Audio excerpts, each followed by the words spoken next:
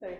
And then I will show how we to do the visualization, how we use the category of elements to as a general method to do the visualization of each diagrams which defined in the Catlab. And then I will introduce two methods of how to represent or declare or define an instance of the diagrams in Catlab. So one is use AC set, another one, so this is just a functor, defining a functor. And the second method is a little, mathematically is more complicated, but actually in application it is much more convenient. So the second method is we use unit embedding to get the representable functors of each object of the schema, and then we just do the co-limits to glue those different components of the or different copies of the representable functors together. Then we can get the instances of the diagrams, and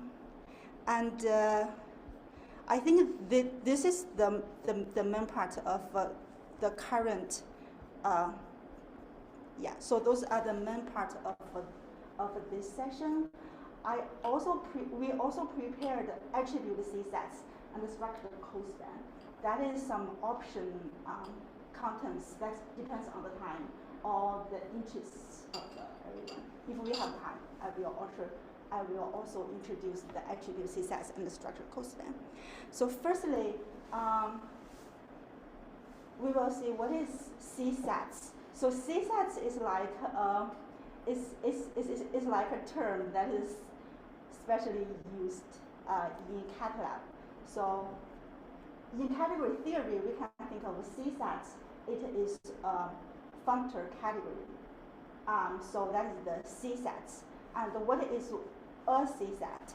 So a C set, it is a functor. It is a functor mapping from category. Sorry.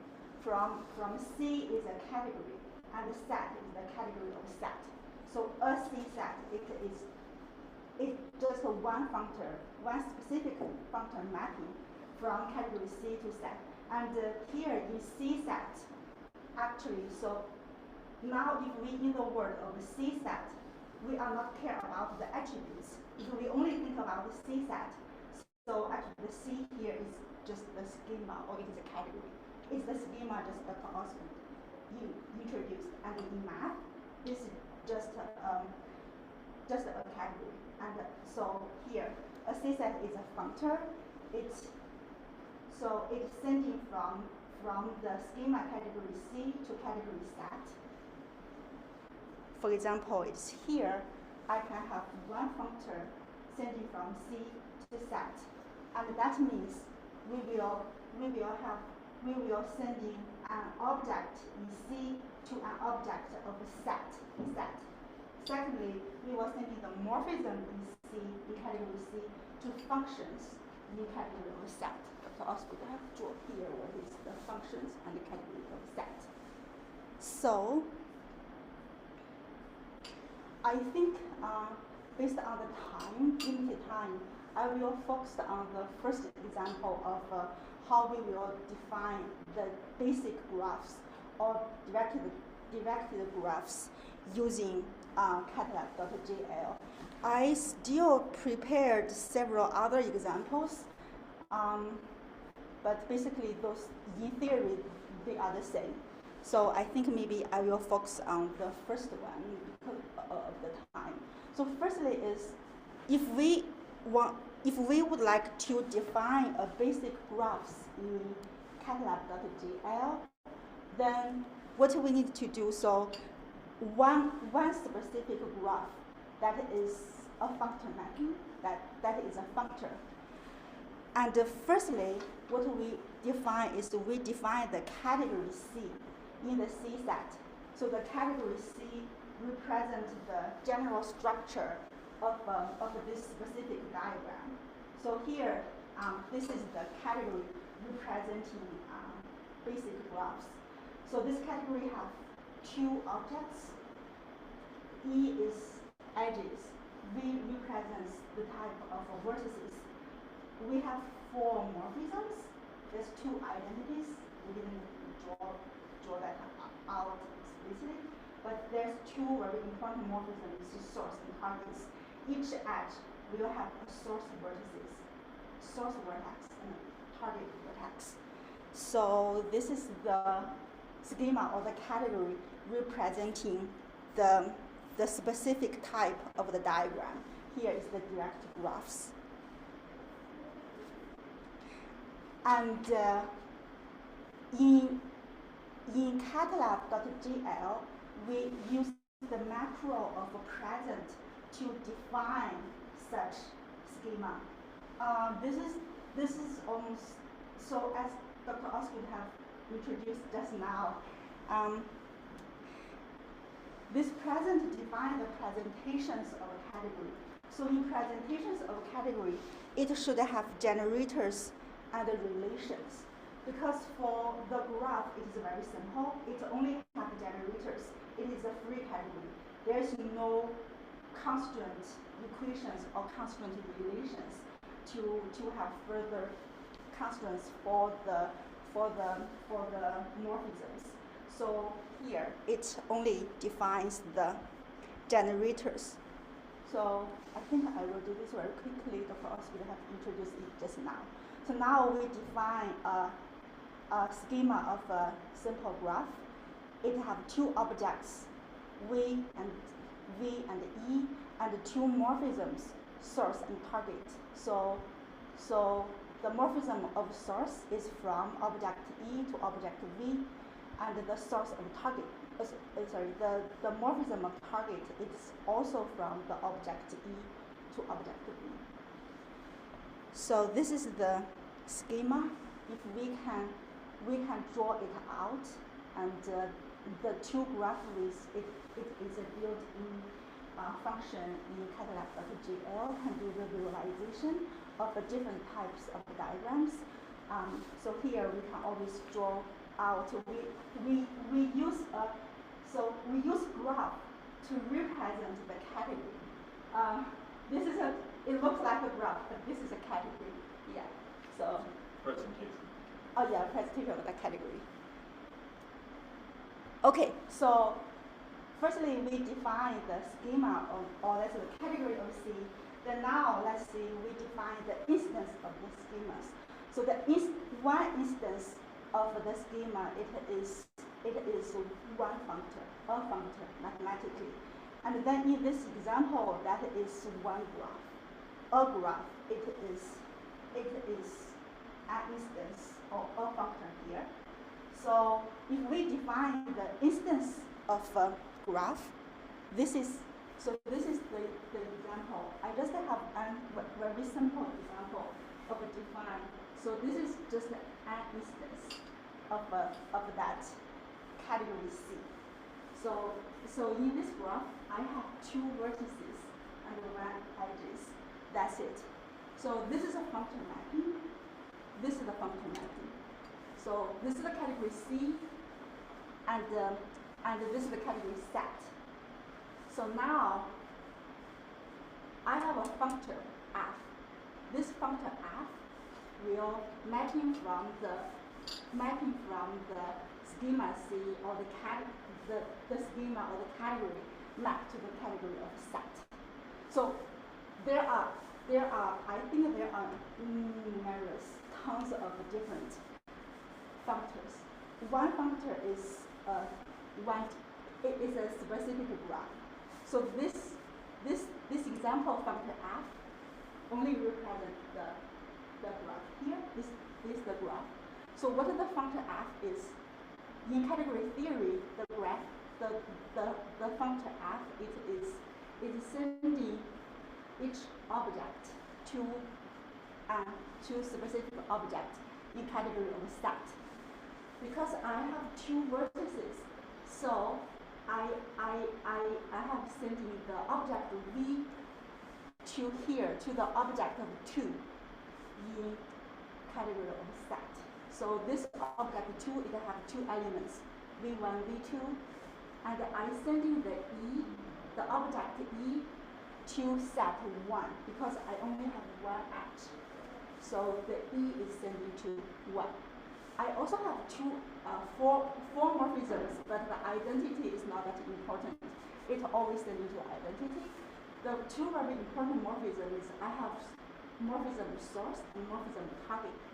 So these two morphisms sending to the functions from the target set. So from the FE, so the FE it is the target set of the object E to the set of FV.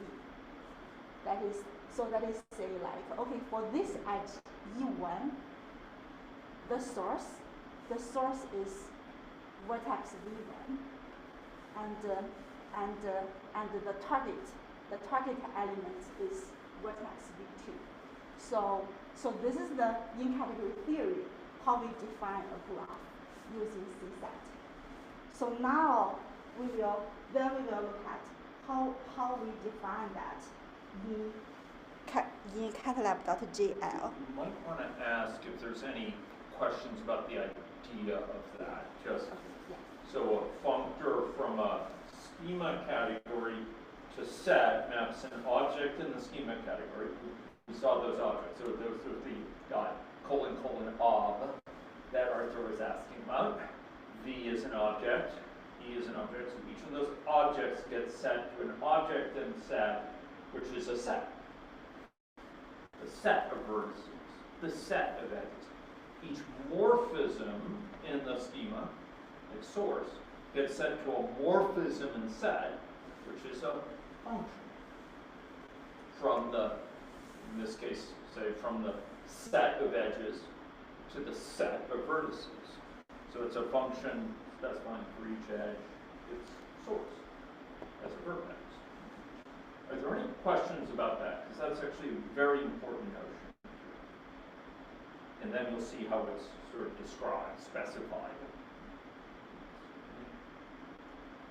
People can pretty so like where did you come up with E1, V1, and V2? Where did they come from?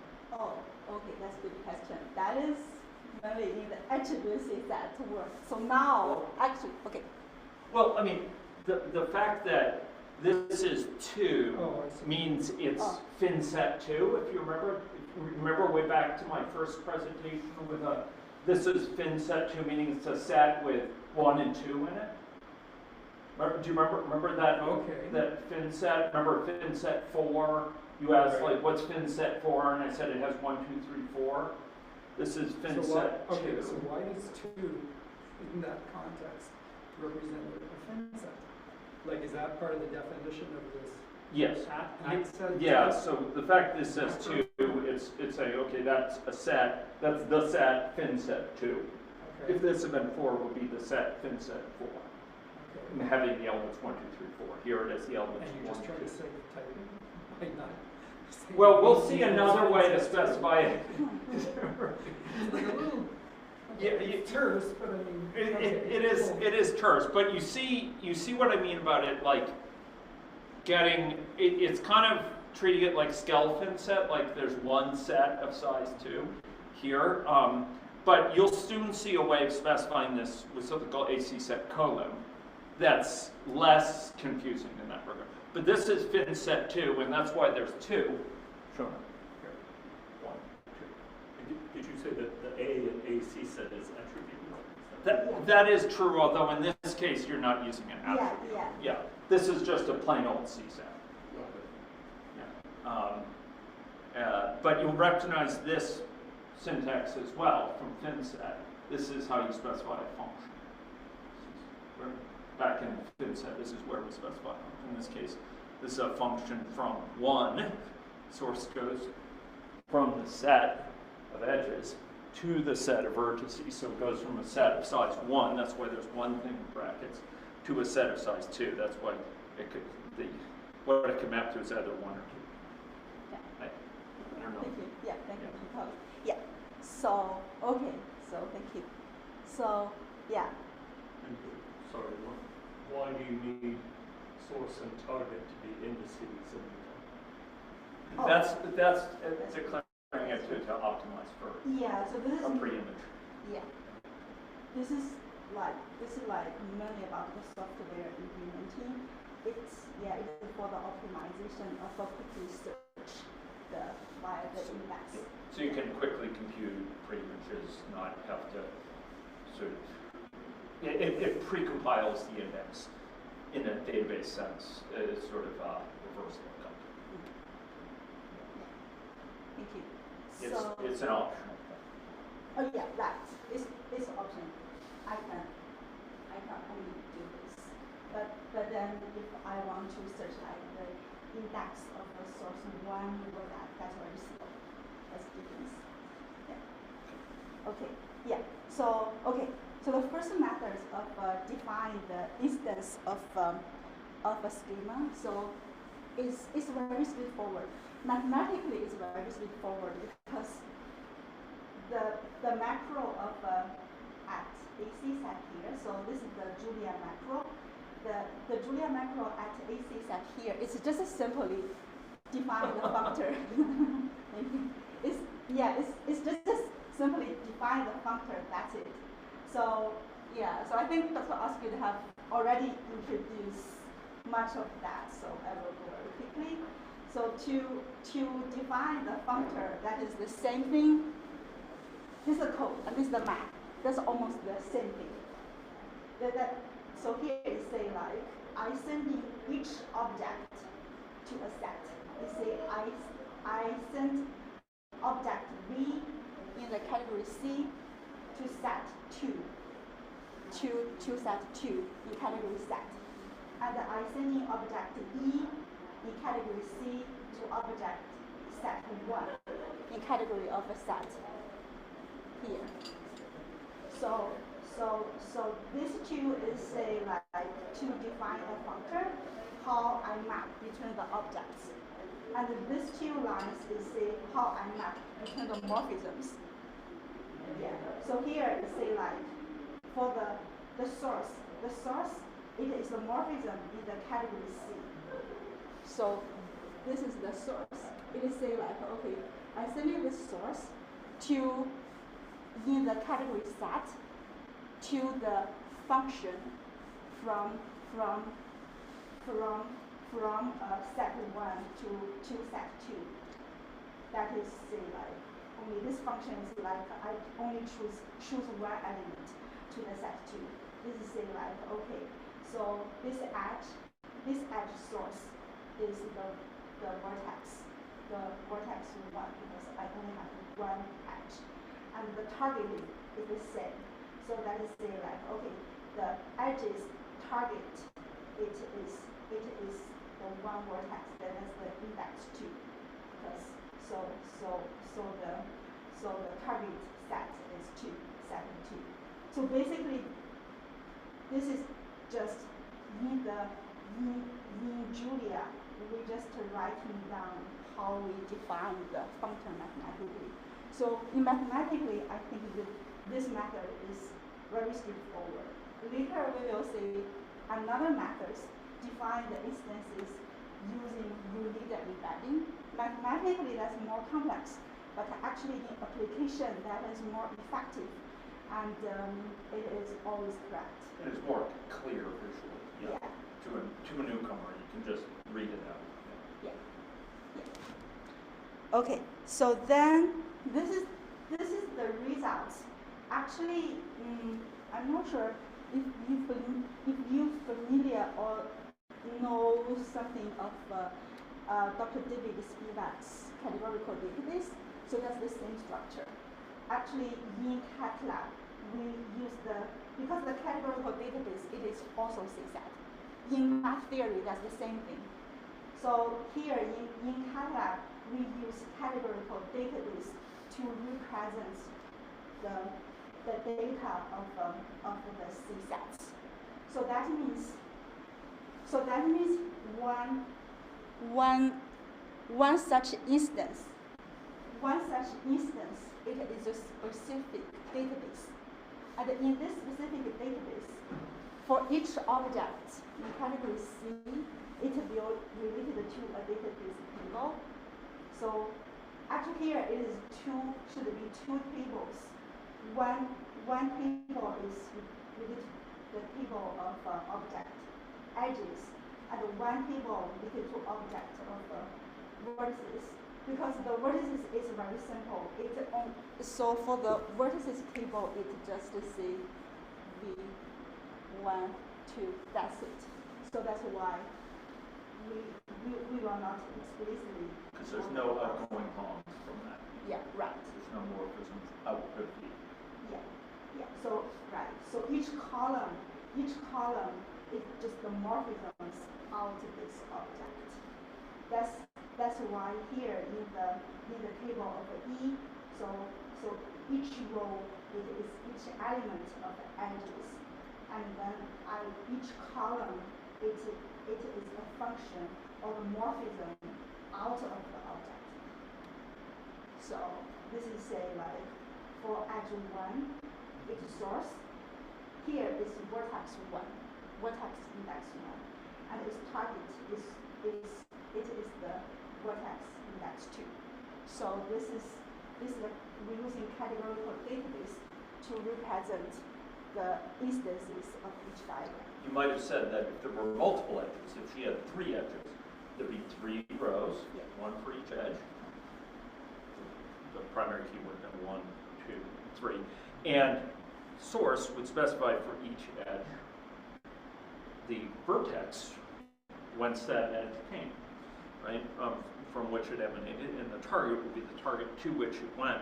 So you could just read off the function from edges to vertices from the source, or from the So you're target. saying you can recover the graph from the table? Correct. So what about a vertex that has no edges? So That's the a vertex that has no edges into it would not be mentioned if there had been a set of vertices, let's say 10 vertices, and only some of them were reached by edges. Sorry? Which also be the vertex table?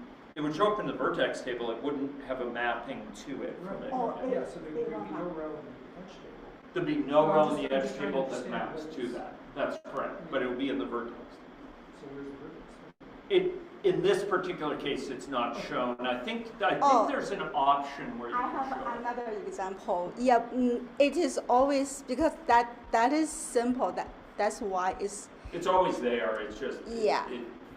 It has the convention of not showing it. yeah, It- but for some complex one, if it always if have out if it have columns, then it will show. I think there may be an option where it will show all, but. Oh really? Yeah. Oh, I don't know. Okay. Yeah. But it is there, and it would be a vertex that's not mapped.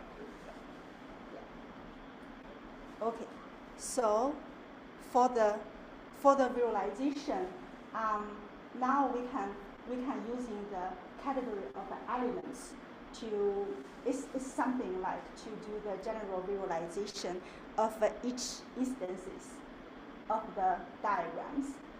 So in category of elements, in category theory, we know that for the category of elements, that is for each functor map to from a category to set, it can always be represented or unpacked via category of elements. So here, intuitionally, so here that is say like, if we only look at here, if I erase the boundaries of the sets, so actually this is the category of elements of this specific functor. So each functor will, that's why each functor can always have unpacked to such category of elements. So now is in this category of elements, each object is the elements, is one specific elements of the targets of each object mapped to, and the morphisms here is the arrows that carries the informations in the morphisms defined in category C. So actually, so if I don't have that set, because it's unpacked that or flattened, something like that. So if now this is the category of elements of this specific function of this graph. That's why we can always use the category of elements to reveal the structure of each functor or each instance mapping from C to set. From any category C. Any Yes. category C to set. You always have recourse to category of elements to show it. Yes. Yeah. Yeah. To sort of depict it as well visually. Yeah.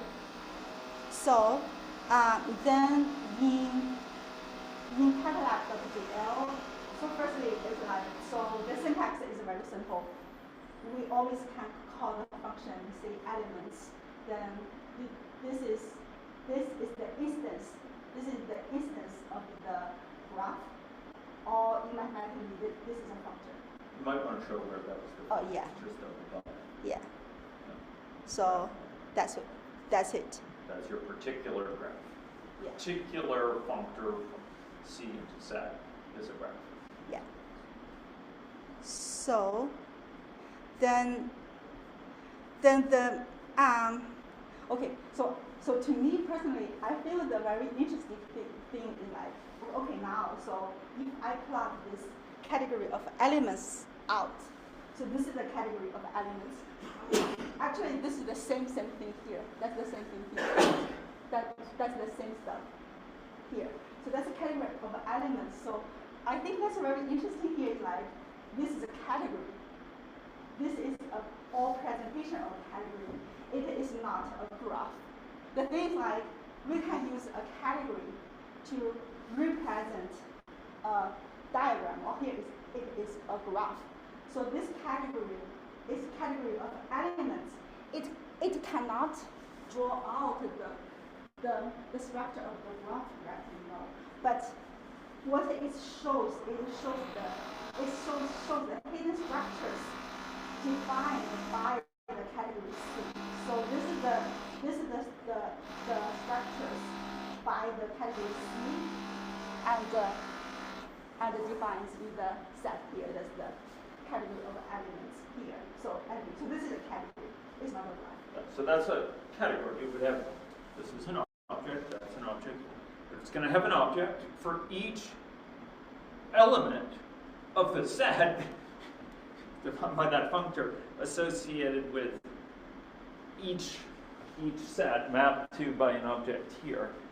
Each of these will become an object. Each of that will become an object, and they'll be depicted here. And you can see how they relate to one another. This edge has its source, vertex 1, and its target, vertex 2. If there were multiple edges, you could read off. But it doesn't display it as in a traditional way it would display a graph. No. In general, for an arbitrary C set, it doesn't know how to display it in your preferred way. Below, Xiaoyan will show how to display it as a graph. But that requires like, unless it's a built-in one, which it knows about, like graphs or some political complexes or whatever, you would want to have a custom way of describing it. So why do you have two nodes for ulysses? Why do you have a one column and a two column? Like why isn't it just like that? So like this one. This one. No. Because like what? I don't understand what the difference is between those two V nodes. So this is summarizing the functor from. So this, if I meant this, so this was the schema template. This is sort of our template. And she defined a particular graph which has two vertices. Remember that, if you scrolled up, it was that 2 and 1 edge. And therefore, in that particular graph, there are 2 vertices and 1 edge. And the edge and that edge, so that has the source. Exactly. It's this information about that particular graph. So if that graph had 16 edges, there would have been 16 of these shown, and for each of them showing what their vertices are. So there's an object in this category element for each element of each set mapped to from this schema, right? And this is something you can do for any C set. But it's not Yeah. very interesting category. It provides a way of visualizing any C set. It's kind of it's like it's like a assembly language of categories, right? It's like you're describing this functor in the most elemental way possible, in a way. But there's much cleaner ways to do it, yeah. And you're going to be showing using the representables in a little bit, because those are the natural building blocks for any system. Yes. Yeah. This is kind of like the low-level, low-brow way of displaying any. We can have another example of a graph, but maybe I just care of the time. Yeah, I think we should probably show the built-in one because it's so convenient. Yeah. Okay. So then for the visualization, actually, so the element of a category, this is a general way. The thing is like, because for any functor of C set, it always can convert to or represented by a category of elements. That's why it is we can always get such a category of elements for each functor there. But I agree is like if the graph is a little bit bigger, more complex, maybe this category is pretty messy. It will be hard for us to figure out what is the structure. Only use the category of elements. So actually, another methods we can do is in Catlab we use graph viz to can do the visualization of the graphs.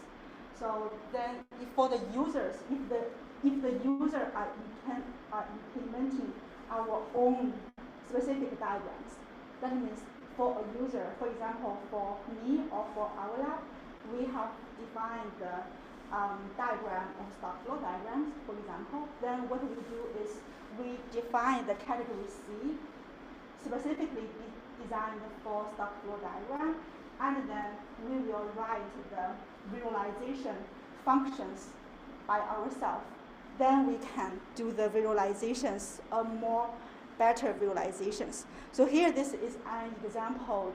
This example is a built-in functions of showing the type of graphs.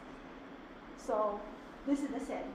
This is the same definition, but here the graph it is the built-in types which already defined or predefined in Catlab.dll. That's why here I need to define the C set. Need to say like I use this type already defined in Catlab. If I use my own graph type, currently Catlab will not understand what this type is because this type is defined by myself. Well, it won't know how to do the custom display of using graphics. Yeah. Yes. It won't know the nice way to display a graph. It won't know the conventions you want to use to display graphs. Yes. Yeah. So, but actually this is the same graph. This is the same graph as what I defined here. So now, what we can do is we can call the two graph. We say draw this graph out. This is our most happy way and see what the graph is. So it have two vertices. This is anyway, you can see this is V1 or this is vertex 1, vertex 2, and it has two vertex and one edge. This is one edge. So this is the user defined. So the users can define their specific functions to have visualization of their specific types of diagrams. Okay, so I think the last thing I will introduce is very interesting is, so just now we say we can define the instance just just simply define the functor. Actually, there is another very convenient way in Catlab is we can use unique embedding using the representable functors to define and taking the co-limits to define each instances. How we do this is firstly we use the Julia function unida. So this Julia function unida, it's just to do unida embedding. What does it say? It's like if we call this function, and here this is the type of my schema graph. What it do is it will return the representable functors of each objects in the schema category. So in this example, it will return two representable functors. If for V, the representable functor is very straightforward. It's just a dot. It is a vertex. If for the object E, so the representable functor is just a generic at. So this is a generic at. So generic at it have two vertices because each edge it always have a source vertex and target vertex. So this is the two representables of these two objects in this example. So now what we can define the instance is, now it is very straightforward, is we just define how many pieces of these representables we want to have, and then we glue them together to take the co-limits in category theory. So, do you want to say something? Yeah, I was just going to say what you've done here, and I don't want this point to get lost. So Xiaoyan just above showed like a built-in way that in general you can define for a given schema category, you could define your own graph as function, but Catlab comes with built-in ways of extra nice visualization for some things. But what we're showing here is for any schema you define, nothing built in, you can ask it to come up with these natural building blocks for that schema, these so-called representatives. For some of you, that will be a familiar notion. Any functor from a schema to set will be associated with certain representable functors that are in some sense the building blocks for any mapping into set, any functor. And here there are two. There's one representable, in general, one representable for each object of the schema. Here, vertex and edge. And then she's defining now this way that you could use for any C set of just saying, okay, now I want to describe a C set in terms of those building blocks, those natural building blocks. Yes. Here they happen to be edges and vertices. For another C set, they could be stocks, flows, dynamic variables. Yeah, thank you, Dr. Yeah. Yeah, so now mathematically, so this is the representables. So now mathematically, now if we use those representables, actually we can define or construct any graph. How we use these representables to construct this example? That is simple. Say like, okay, I need two copies of vertices. So two copies of vertices, I can say V1, V2, and I have one edge. That means I need one copies of the edge, U1. So now is I have these three components. Then how I use these three components to construct this graph? I say like glue the source vertex of E1 with the vertex V1 here, and glue the target vertex of the edge to the vertex V2 here. So in category theory, this gives me co-limits of Xiaoyan. So then if I glue this together, what I get. Now I get this graph, V1, V2, V1. So this is the example. So this is the math theory. Then in Catlab.gl, what we do is, firstly, we see how many copies of each representables I want to have. Here, say I need 2 copies of a vertex, because in my legal graph, if I have 2 vertex, you see I have 2 vertex, and I want one edge. So this is one copies of the generic edge. This is the 3 components. Now following what I say, how we glue them together. This is the rules, how we glue each different components together. This say like for this edge, the source of this edge is glued to the vertex V1. It's the same thing. The source vertex of the edge will glue to V1, and then the target vertex of the edge will glue to the object, also will glue to the components of V2. Then we take the co-limits. We will get the an instance of a graph. So this always works. So actually, this way it is more clear. The reason is, as long as we can get the representable functors, we know that the representable functor can always carry all the informations of each object. That means each objects are always true. It is always correct, because that is generated from the representable functors. If we use the first methodology to define the instances by using the function map, this is related to like the shortcomings Dr. Osgood have introduced. That is currently the relations. Yeah, with the relations or with something currently Catlab.gl, it cannot evaluate the relations automatically. It cannot show that this is correct with respect to those relations.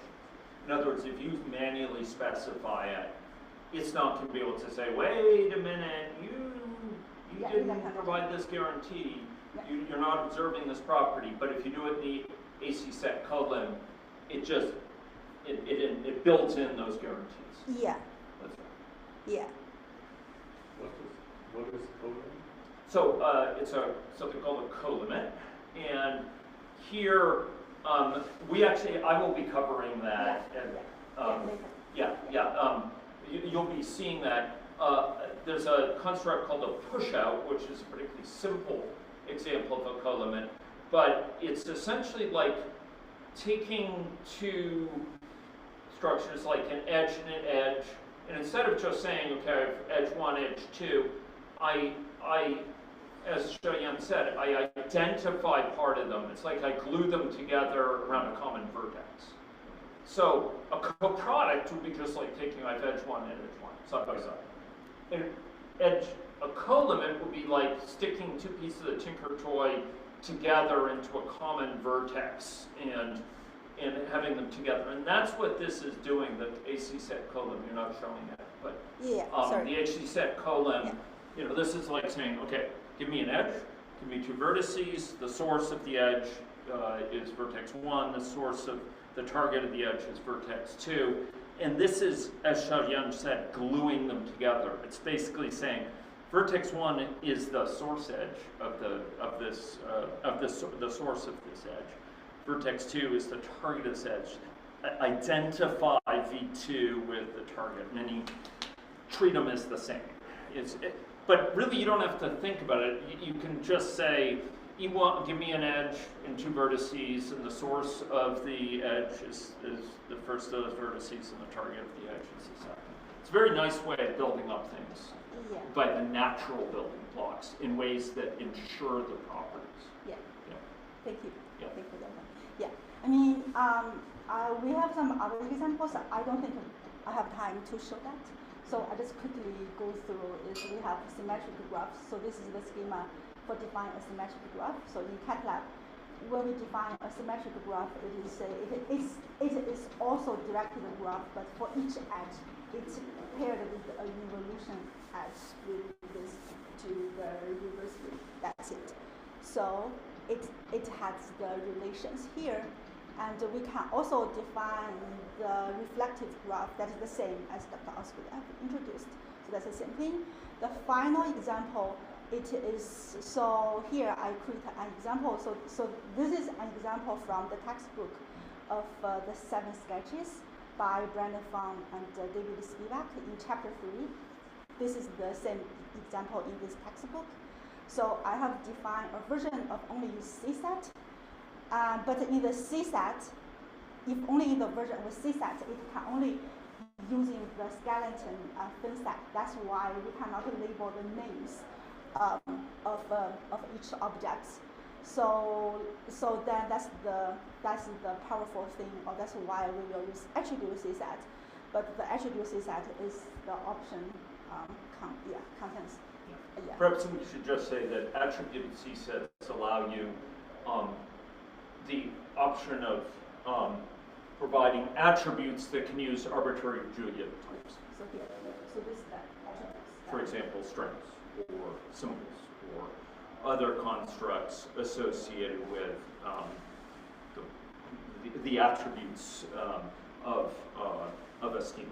Yeah, yeah. And there's a deep theory there involving profunctors, involving alternatively, you could think of it in terms of slice categories, but it allows for a lot of flexibility, tapping into the types of the data language while still being rigorous mathematical.